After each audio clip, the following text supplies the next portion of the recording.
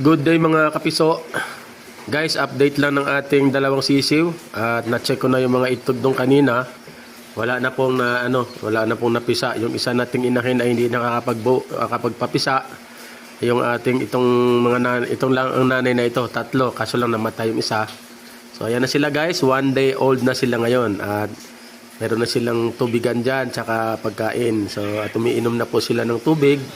Nakita ko kanina, so marunong-runong na sila guys. So ayan po yung kanilang tubigan. Ayan. Ayan po yung kanilang pagkain. Tapos ayan na sila. Alright. So antayin natin ito guys hanggang lumaki. Tingnan natin kung anong mga kulay. Gusto ko yung itim kasi halos puro itim eh. Yung kuko niya lang nga tayo maputi. Tsaka yung dulo ng kanyang tuka, medyo maputi.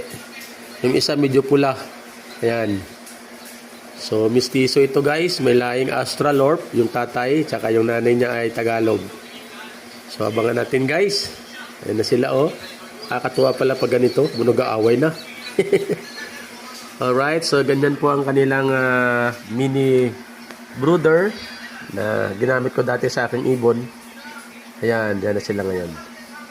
Alright, mga kapiso. Salamat sa panonood. Thank you for watching. Bye-bye.